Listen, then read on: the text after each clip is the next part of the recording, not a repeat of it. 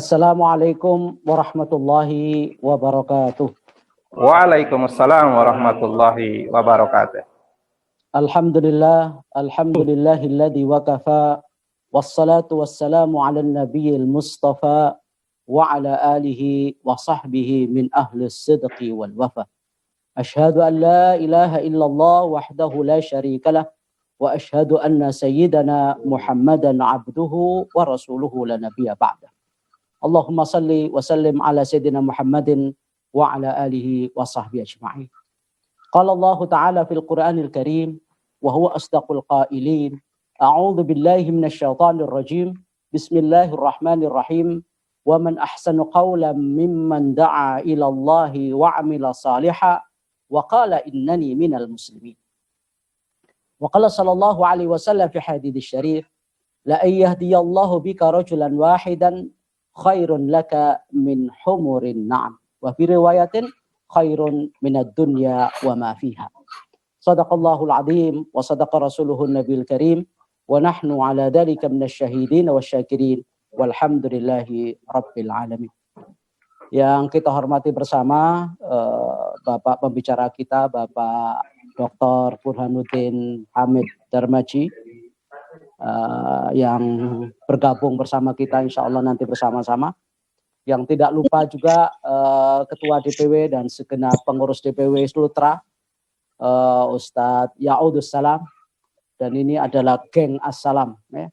Ada Antas Salam, Ya'udus Salam, dan seterusnya. Ya, saya kenal keluarga beliau sudah sejak tahun 2002 ketika saya melakukan jaulah dakwah tahun 2002 ke Indonesia Timur termasuk Kendari, Makassar, Manado, Ternate sampai ke Papua. Dan ini adalah merupakan reuni barangkali untuk yang kesekian kalinya bersama saudara-saudara saya di Kendari.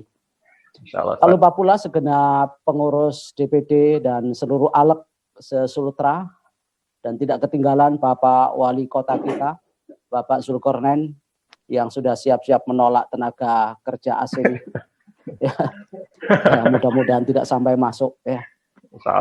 Kemudian seluruh kader dan simpatisan ya, DPW PKS Sulawesi Tenggara yang dimuliakan oleh Allah dimanapun Anda berada. Pada kesempatan kali ini saya diminta untuk menyampaikan satu tema yang saya kira sudah biasa tetapi mudah-mudahan dampaknya luar biasa. Dan satu tema yang bukan asing tetapi penting, bukan baru tetapi perlu dan tidak terlalu eksklusif tapi mudah-mudahan berdampak positif. Yaitu tentang peluang dan tantangan dakwah di saat atau di tengah wabah corona seperti kali ini. Nah, pada kesempatan kali ini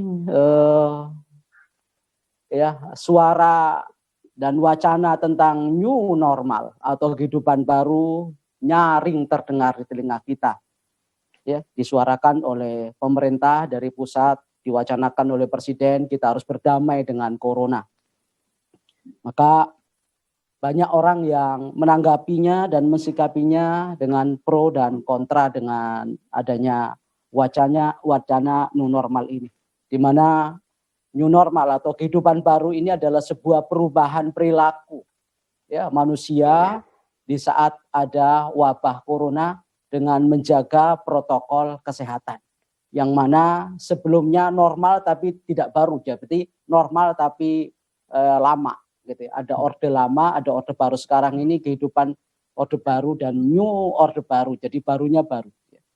Nah, mudah-mudahan ini membangkitkan semangat kita ya untuk tetap hidup bersih dan menjaga pola hidup bersih dan sebagaimana diajarkan oleh Rasulullah SAW, menjaga protokol kesehatan, mencuci tangan, lalu bersin ditutup dengan kain, kemudian menjaga jarak antara satu dengan yang lain agar tidak terjadi penularan. Semuanya itu sudah diajarkan oleh Rasulullah SAW. Bagaimana karantina kesehatan menurut Rasulullah SAW. Walaupun new normal ini kalau menurut versi WHO yang disampaikan oleh Direktur Regional Eropa tentang wacana new normal di Eropa itu harus memenuhi kriteria Di antaranya adalah transmisi virus corona harus dapat dikendalikan. Nah, apakah di Indonesia ini sudah termasuk di dalam kriteria itu, sudah dapat dikendalikan atau belum? Kita lihat faktanya di lapangan. Kriteria kedua, sistem kesehatan dapat mendeteksi, menguji, mengisolasi, ya, kemudian men-tracing seluruh kasus-kasus yang menimpa para pasien. Nah, apakah seluruh pasien yang ada ataupun masyarakat ini sudah mendapatkan pemeriksaan secara merata dengan rapid test maupun swab-nya itu yang kadang-kadang lebih telat, lebih lambat hasilnya daripada kematiannya. Orang sudah mati seminggu baru keluar hasilnya. Nah, ini perlu kita kaji tentang wacana ini. Kemudian juga masyarakat harus diedukasi sebelum mereka menghadapi new normal seperti ini. Apa sih new normal itu, kok barang asing? Makanan apa itu? Dari mana? Dari Sulawesi atau dari Kendari atau dari mana makanan apa? Kan banyak orang nggak tahu tentang itu. Apa new itu ya. Mereka banyak kenal new era itu merek sepatu dan merek sendal itu banyak tahu. Tapi kalau new normal itu apa, kan perlu ada edukasi dan sosialisasi agar masyarakat siap menghadapinya. Ya.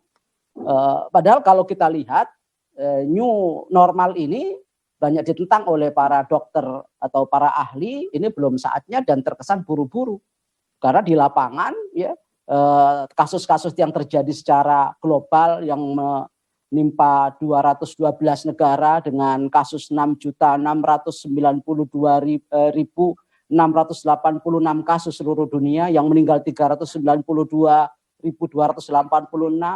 yang sembuh 3.230.723. Sementara di Indonesia juga terus naik setiap hari pengumumannya, yaitu sekitar 29.000 kasus di Indonesia, yang meninggal 1.721 dan yang sembuh sekitar 8.892. Kalau melihat kasus-kasus ini setiap hari, kalau kita bandingkan dengan kriteria yang dicantumkan oleh pihak WHO, ini belum terkendali transmisi virus ini. Maka tidak layak untuk diberlakukan new normal ini. Apalagi fakta di lapangan kalau nanti anak-anak sekolah itu disuruh masuk kembali ke kelas, padahal saat ini banyak anak-anak yang terkena virus ini, diantaranya 454 ya, orang dirawat dan isolasi mandiri, 87 orang sudah pulih dan 13 anak itu meninggal. Yang 2,3%-nya itu usia 0 sampai 5 tahun, 5,5%-nya 6 sampai 17 tahun. Nah, kalau nanti masuk bareng-bareng walaupun secara bergiliran dan bertahap, itu sangat rentan terjadi penularan baru dan klaster-klaster baru. Itulah sebabnya kenapa PKS menolak ya terhadap wacana new normal ini kalau tidak memperhatikan kriteria yang sudah disampaikan oleh WHO. Dan ini juga didukung oleh MUI. MUI pun juga mendukung adanya new normal, tetapi harus mengindahkan dan memperhatikan kriteria yang sudah disampaikan dan dianjurkan oleh WHO tersebut. Walaupun nanti ini diberlakukan secara bertahap, ada 5 fase ya new normal ini ya. Fase pertama 1 Juni, industri dan jasa bisnis mulai beroperasi. Kemudian fase kedua ya, nanti ada tanggal 8 Juni toko, mal dan pasar dibuka kembali.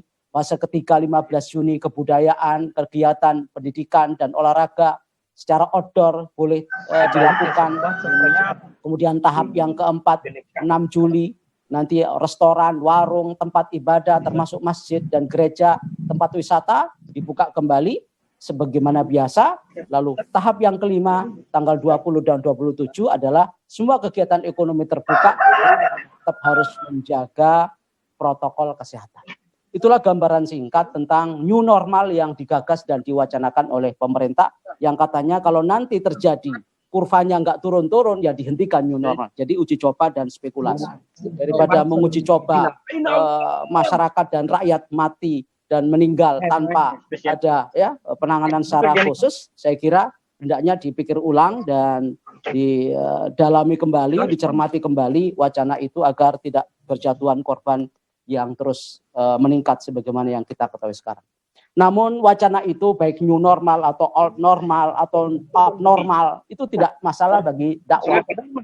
Ya. Karena itu semuanya menjadi tantangan sekaligus peluang. Justru tantangan-tantangan seperti ini kita ciptakan dan kita rubah menjadi sebuah peluang. Karena peluang itu bisa diambil dari tantangan-tantangan itu. Maka minimal saya sudah catat ada 6 ya poin yang menjadikan di era pandemi seperti ini dakwah punya banyak peluang. Pertama adalah adanya maklumat MUI nomor 1188/DP MUI /5 tahun 2020 yang membolehkan masyarakat sekarang kembali ke masjid, tapi dengan tetap menjaga protokol kesehatan. Ini membuat masyarakat semakin bergairah lagi untuk mendatangi masjid dan mendatangi masjid taklim, mendatangi tempat-tempat pengajian dan tempat-tempat ibadah.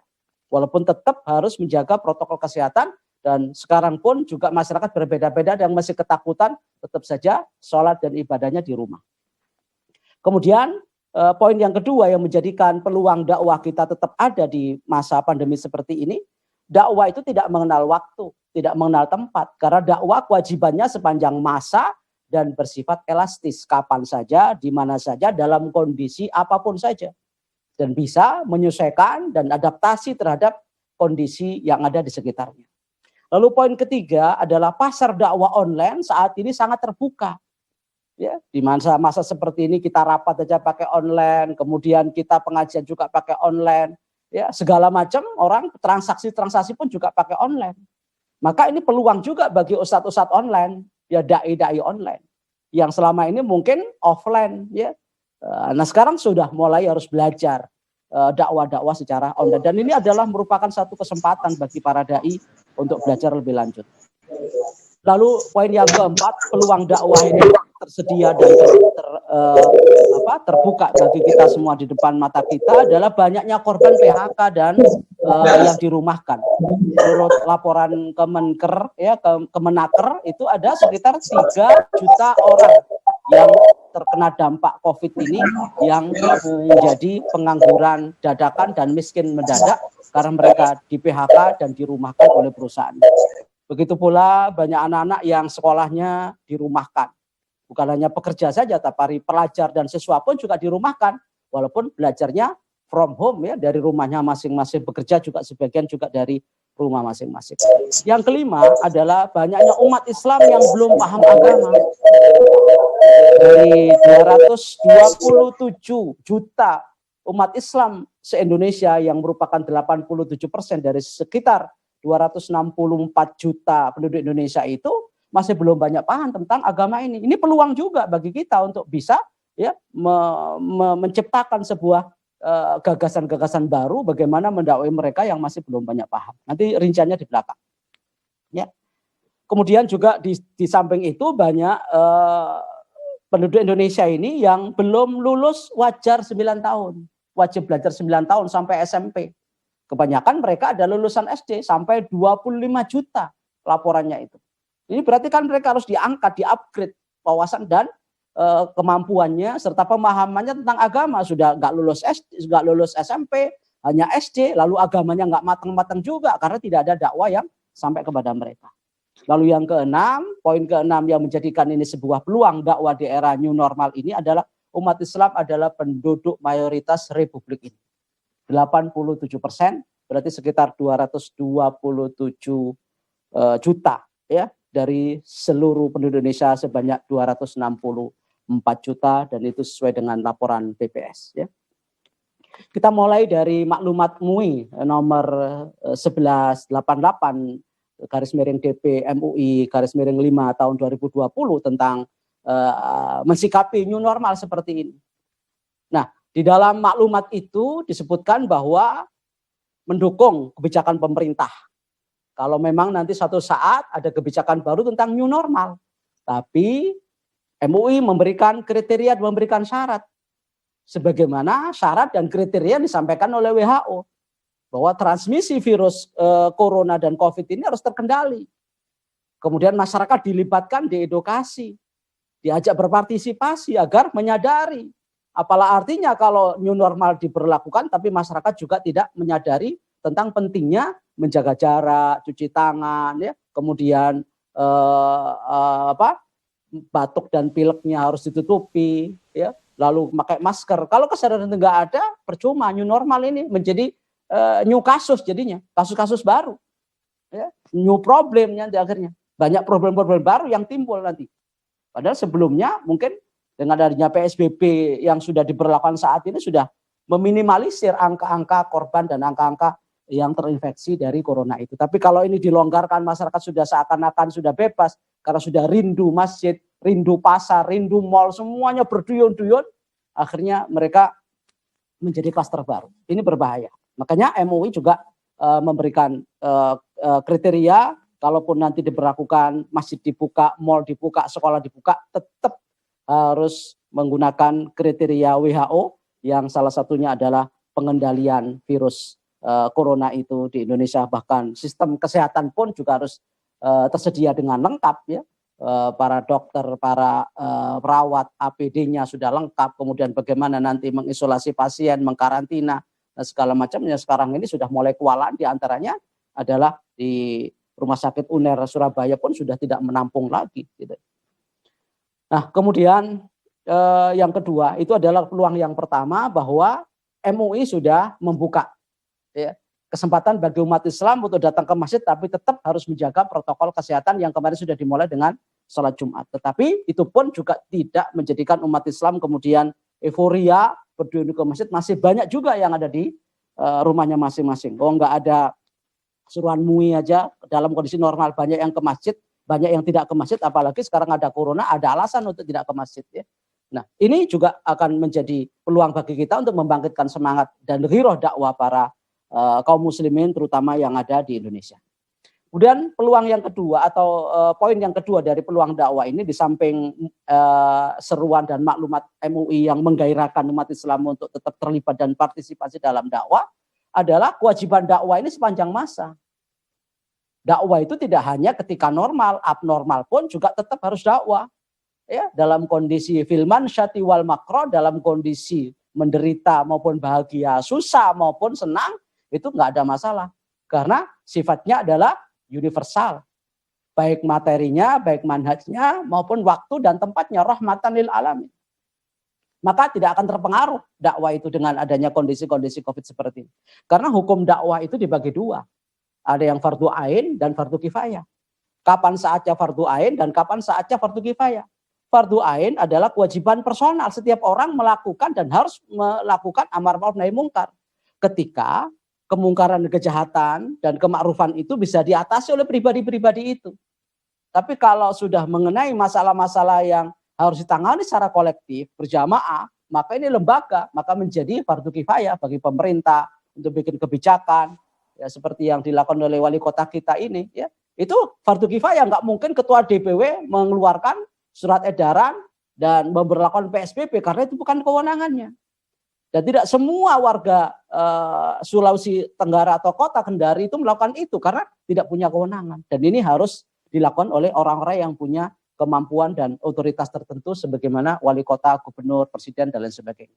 Jadi fardu ain kalau itu bisa dilakukan oleh setiap pribadi, dan fardu kifayah kalau itu membutuhkan kerja-kerja kolektif dan jama'i ataupun lembaga-lembaga tertentu yang dimiliki oleh sebagian orang, tidak semua orang, maka itu sifatnya fardu kifayah. Ya, kalau sudah sebagian yang lain melakukan, maka berarti semuanya gugur, seperti contoh populernya adalah sholat jenazah, begitu ya.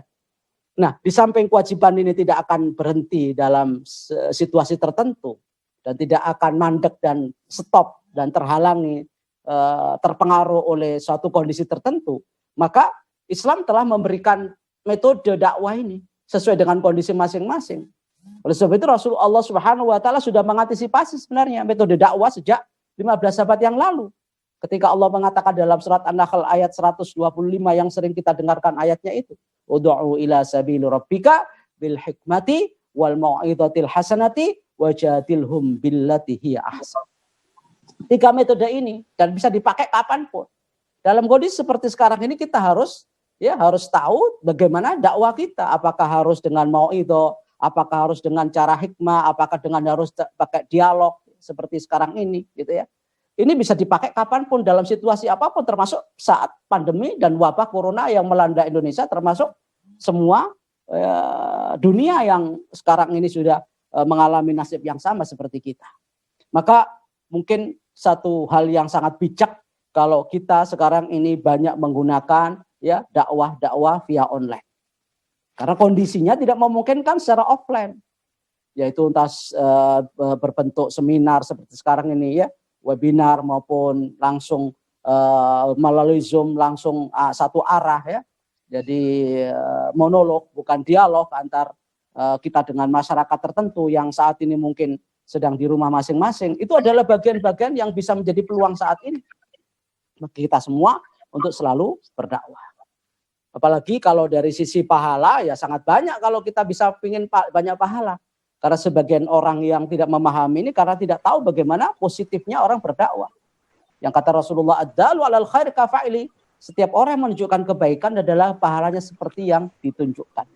Kalau ada 1000 orang yang diberi ceramah dan tausiah menganut apa yang disampaikan oleh para ustadz dan kiainya, maka kiai itu dapat 1000 pahala tanpa mengurangi 1000 pahala yang dimiliki oleh 1000 orang itu. Nah, itu kalau semakin banyak maka pahalanya menjadi pahala MLM. Nah, ini menciptakan suatu peluang bahwa kita akan semakin bergairah, semakin bersemangat untuk berdakwah di masa pandemi corona seperti ini karena kewajiban ini tidak akan pernah berhenti dalam situasi apapun juga. Bahkan metode sudah diajarkan oleh Allah Subhanahu wa taala bil hikmati wal mau'izatil hasanati wajadilhum billati ihsan. Banyak cara dan banyak metode yang bisa kita lakukan untuk mengantisipasi dan bisa beradaptasi dengan situasi yang ada di lingkungan kita saat ini. Kemudian yang ketiga, peluang dakwah itu bisa kita lihat dari pasar dakwah secara online sekarang sangat terbuka. Karena pengguna internet di Indonesia ini terbesar ya, di antaranya yang ketiga di seluruh dunia.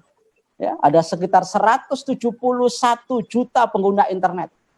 Ini hasil survei polling Indonesia ini tahun 2018. Itu tahun 2018, sekarang mungkin sudah bertambah ya.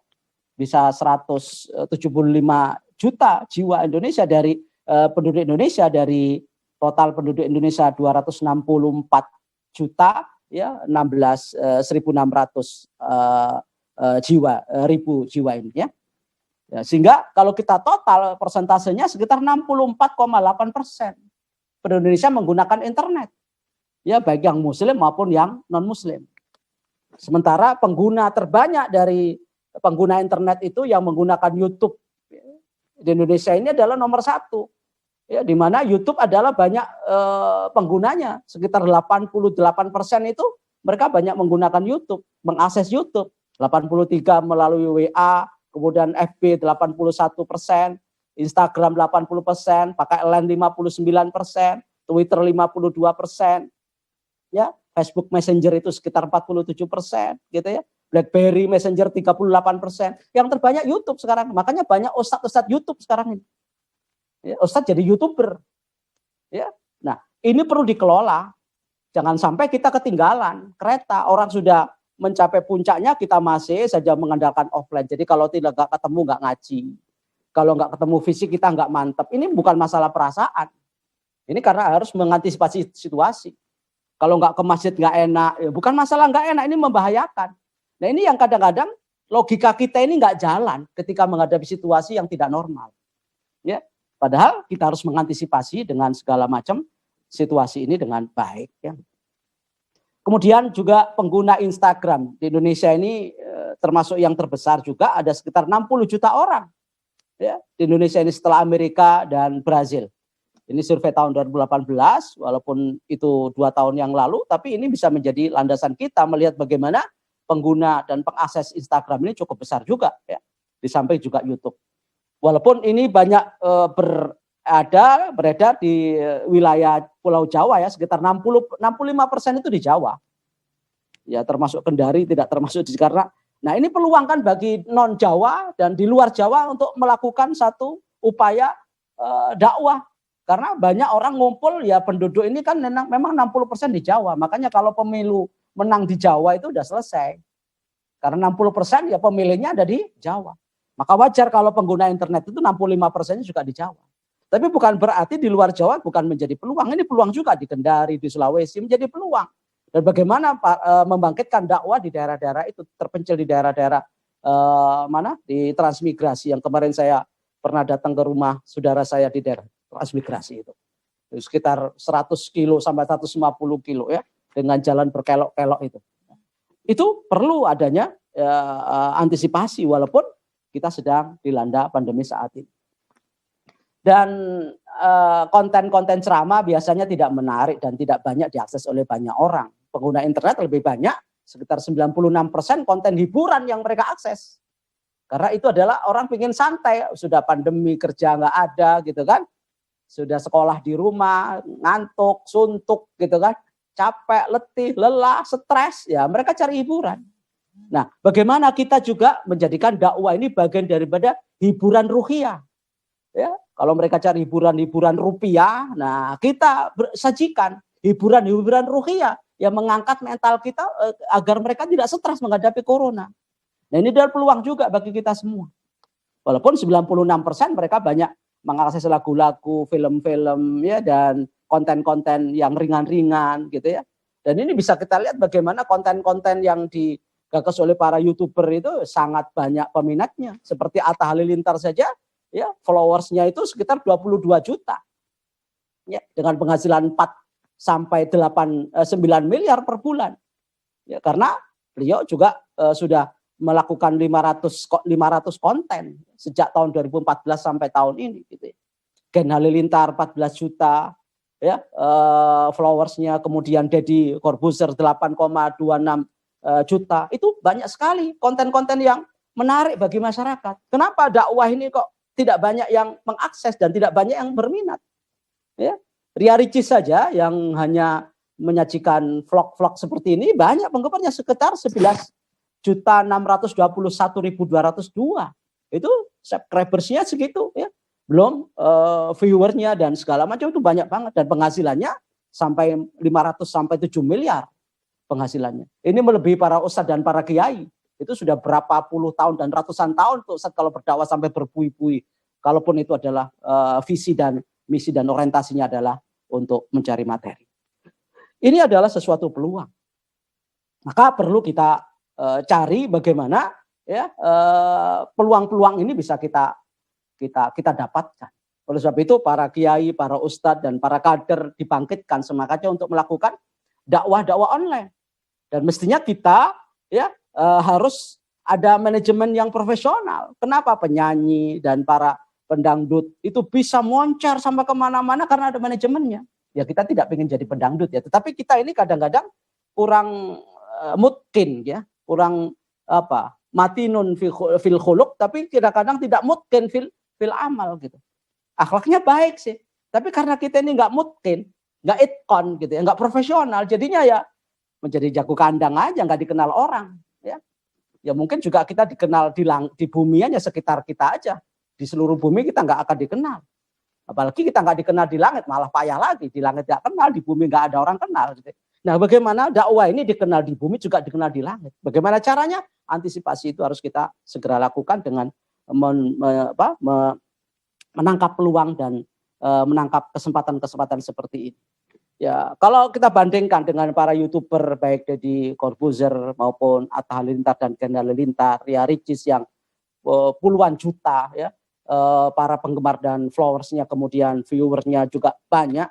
Ya kita lihat ustadz-ustadz kita kalah mereka, ustadz-ustadz kita ini. Walaupun sajiannya cukup menarik, seperti Ustadz Bahasa Lama saja ya, di Twitternya cuma dapat pengikut berapa? 23.000. Kemudian di Facebooknya cuma 274.000. Kemudian YouTube-nya saja ya 351.000 pengikut ya, followersnya. Walaupun tayangannya 40 juta. Ustadz Abdul Somad ya pengikutnya di FB cuma 774.000. Kemudian tayangan-tayangan beliau yang di YouTube itu yang di jumlah tayangannya sekitar 38 juta, masih kalah dengan seperti Atta Halilintar yang kalau dihitung sejak tahun 2014 sampai 2019 itu sudah 1,6 miliar. Dan YouTuber terkaya nomor 8 sedunia. Baru 2014 yang lalu. Ya, mengalahkan ustadz-ustadz yang ngajinya sudah lama, kuliahnya sampai ke Mesir, gitu ya, pesantrennya lama banget, tidak bisa didongkrak. Dan kesempatan ini siapapun bisa memanfaatkan asal kita profesional dan punya manajemen yang baik. Kemudian Hanan Attaqi cuma diikuti sekitar 8.000 ya di FB-nya, kemudian di Twitternya cuma 1.158. Kemudian di YouTube-nya saja ya pengikut dan tayangannya cuma 11 juta. Kalah jauh dari Atta Halilintar, bahkan dari Ria Ricis gitu. Jadi Deddy Corbuzier gitu. Gusmus itu cuma 1,66 juta pengikut. Kecil, para kiai besar loh. Gusmus itu pengurus PBNU. Dikenal oleh NU yang 60% ya penduduk Indonesia ini mengikuti NU. Tapi kenapa? Ya, sekelas beliau ini saja pengikut pekajiannya cuma 1,66 juta. Nah, ini barangkali menjadi evaluasi bagi kita semua. Ya, apalagi di Instagram ya. Ustadz kita ya kalah jauh. Ustadz Somad aja 9,6 juta followersnya. Kemudian Ustadz Hanan Attaqi 7,1 juta. Ustadz Agim sekitar 4,3 juta. Ya, Ustadz Felix Xiao itu sekitar 3,8 juta. Ustadz Adi Hidayat yang fenomenal itu cuma 1,9 juta. Dengan ya, penampilannya, dengan materinya yang padat, berisi dan bermutu tinggi ya. Itu saja cuma 1,9. Sementara yang hiburan ringan-ringan itu justru banyak penggemarnya. Nah, ini menjadi evaluasi kita bersama. Bagaimana agar menciptakan dakwah yang menarik, dikemas. Sebenarnya isinya barangkali bisa kita kemas. Apalagi casingnya juga perlu. Gitu. Isi mungkin bermutu, tapi kemasannya nggak baik, ya orang tidak akan beli. Ya, biting selilit itu, kalau dijual di pasar dengan bungkus daun, apalagi daunnya kotor, ya harganya murah, tapi kalau dibawa, ditaruh di etalase, lalu dibungkus plastik yang bagus dan indah, dikasih label, kasih merek, dijamin halal. Ya, itu ada biting atau untuk selilit ya, tusuk gigi, dijamin halal. Itu sudah mahal itu, karena kemasannya dan promosinya. Nah, kita Ustadz ini kadang-kadang nggak ada yang mempromosikan, kerja sendiri, udah menyiapkan materinya sendiri, kalau ngerekam sendiri, ya mengeser sendiri, gitu kan? Terima amplop sendiri dan nggak profesional gitu loh. Nah, kita ini nggak boleh kalah dengan mereka. Mereka punya tim. Dan ustadz-ustadz yang tadi saya sebutkan 5 orang, Aakim, kemudian Ustadz Abdul Somad, Ustadz Adi Hidayat, Hanan Attaqi, itu nggak punya partai loh. Nggak punya kader sebagaimana kita dari DPW sampai ke mana? Ke tidak punya kader sampai pengurus struktur sampai depera loh itu, ya. Nah, kita ini kan punya kader begitu banyak, struktur sampai ke desa. Kenapa kita tidak bisa mengupgrade dan meng-create kemudian mengangkat menjadikan Syakhsia Bariza misalnya Ustadz Yaudu menjadi orang yang terkenal, dakwahnya dikenal banyak orang menjadi rujukan, Ustadz Andi, Ustadz Suherman dan ustadz-ustadz yang lain di Kendari bisa sebenarnya. Dan itu orang-orang lama itu. Ya. Ustadz Andi itu termasuk manusia-manusia langka di Kendari, Ustadz Suherman manusia langka, Ustadz Yaudu itu orang langka semua. Masih awet dan abadi lestari sampai hari ini, nggak rontok di tengah jalan. Itu perlu dilestarikan orang-orang seperti ini. Tapi perlu ada manajemen, perlu ada yang membackup timnya. Kalau enggak ya hilang. Mutunya saya kira nggak kalah dengan mereka. Cuma bagaimana kemasan kita. Ya, begitulah kira-kira peluang yang kita hadapi di masa pandemi ini. Kemudian banyak korban PHK, sekitar 3 juta orang yang banyak terkena dampak ini, terutama di sektor-sektor pariwisata, keuangan, transportasi, pertambangan, konstruksi, otomotif, UMKM ini saudara-saudara kita yang di rakyat kecil itu banyak terdampak ini, mereka nganggur di rumah. Nah, butuh sentuhan-sentuhan dakwah mereka itu. Ya, melalui YouTube, melalui Zoom, melalui apapun yang bisa kita lakukan, walaupun kita nggak bisa bertatap muka. Mereka sedang nganggur di rumahnya. Kalau sampai nganggur nggak ada yang mengingatkan, lalu stres bunuh diri seperti kemarin terjadi di Jakarta Timur itu. Mereka tidak mampu menghadapi kehidupan dengan segala macam tantangan dan problematikanya. Maka para ustadz, para kiai, dan para kader inilah yang bisa menyelamatkan ya, mental mereka tetap bangkit dan semangat bergairah walaupun corona tetap melanda sampai hari ini juga. Kemudian juga peluang yang bisa kita tangkap, banyak umat Islam yang belum paham agama. Bisa kita lihat daripada survei PT IKI yang dilakukan beberapa tahun yang lalu, 65% sampai 70% umat Islam Indonesia yang sebanyak 227 juta itu, 65% sampai 70%-nya belum bisa baca Quran dengan baik. Ya, jangankan sampai mengajarkannya, jangankan sampai ya mengamalkannya, baca saja banyak yang belum bisa. Ini peluang bagi para dai kita untuk mengajari mereka baca Quran yang baik dan benar. Lalu jumlah pesantren aja di Indonesia cuma 27.218, santrinya cuma 3.642.738, lebih kecil dibanding dengan ya, lulusan-lulusan SMA, SMK, SMP dan SD maupun TK. Itu semuanya kalau ditotal bandingannya yang nggak sekolah agama itu sekitar 75 juta. Sementara di pesantren cuma 3 juta. Ya kalau kita urutkan dari RA ya, Rodotul Atfal, kemudian Bustanul Atfal yang TK Islam itu MI, MTS, MA, kemudian ada Ma'had dakwah segala macam, ada lembaga pengajian Quran, ada pondok pesantren, seluruhnya kalau total cuma 27 juta. Kalah jauh dengan mereka yang alumni di orang-orang yang sekolahnya di tempat umum. Dari SD, SMP, SMA sampai SMK itu ya 75 juta. Berarti sangat kecil, berarti peluangnya masih banyak. Ya, kalau 75 juta tadi yang ada di luar pesantren dan sekolah agama, ya berarti ada sekitar lebih dari 50 juta yang belum tersentuh gitu. Dan ini peluang bagi kita semua untuk bisa menjadikan mereka itu bisa lebih paham lagi tentang Islam. Apalagi ya sekitar 25 juta ya tidak lulus wajar atau wajib belajar 9 tahun. Cuma SD saja. Ya, dari 75 juta itu cuma ya 25 juta itu lulusan SD. Ya. Kemudian umat Islam penduduk mayoritas dunia, bahwa kita ini terbesar di dunia dengan 227 juta dan ini adalah populasi muslim terbesar di dunia ya, dari 108 miliar muslim dunia ini ya kita adalah yang terbesar ya. Dan mudah-mudahan nanti diprediksi tahun 2050 ya Indonesia ini atau umat Islam sedunia ini bisa mencapai 2,7 miliar ya. Itu dari 1,8 sekarang ini ya. Kemudian Muslim Indonesia terbanyak adalah 87. Di samping ada Kristen, Katolik, 87%-nya adalah umat Islam. Nah, ini adalah peluang-peluang perlu kita tangkap di masa pandemi ini. Walaupun ini enggak pandemi pun juga menjadi peluang dakwah. Adapun tantangannya apa? Pro kontra new normal masih banyak dibicarakan oleh banyak orang. Rendahnya kesadaran dakwah juga minim. Kemasan konten dakwah kurang menarik sehingga orang banyak mencari hiburan. Ya. Banyak mencari hiburan dan tidak mau tertarik terhadap YouTube yang berisikan dengan ceramah-ceramah tausiah agama. Berarti kita harus terus meningkatkan kemampuan dan kapasitas. Ya. Kemudian mungkin gara-gara umat Islam atau para ustadz itu gaptek, nggak tahu tentang teknologi, kemudian nggak ada manajemen yang baik, nggak profesional. Lalu kemudian ada juga tantangan berikutnya adalah rendahnya minat masyarakat dalam akses tema-tema dakwah.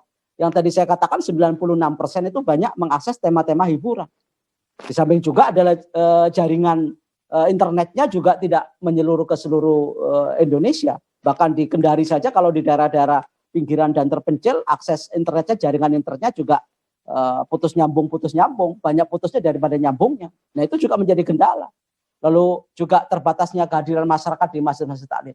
Ini kendala-kendala yang kita hadapi sekaligus menjadi peluang kita untuk menyampaikan dakwah kita di era wabah corona yang melanda Indonesia termasuk dunia sampai hari ini belum musnah dari hadapan kita semua. Mudah-mudahan peluang ini bisa kita tangkap dan kita manfaatkan dengan sebaik-baiknya sehingga dakwah Islam yang rahmatan lil alamin itu bisa dirasakan dalam segala situasi, baik itu ada wabah maupun tidak ada wabah, ada corona, nggak ada corona, ada COVID, nggak ada COVID, new normal, nggak normal, abnormal, tetap dakwah berjalan dan bisa memanfaatkan kesempatan peluang yang ada. Mudah-mudahan ini bisa diridhai oleh Allah dan mendapatkan berkah dari apa yang kita sampaikan pada kesempatan kali ini. Kurang lebihnya mohon maaf. Wabillahi taufiq wal hidayah wa ridal inayah walafu minkum wallahul muwaffiq ila aqwamit thoriq. Wassalamualaikum warahmatullahi wabarakatuh.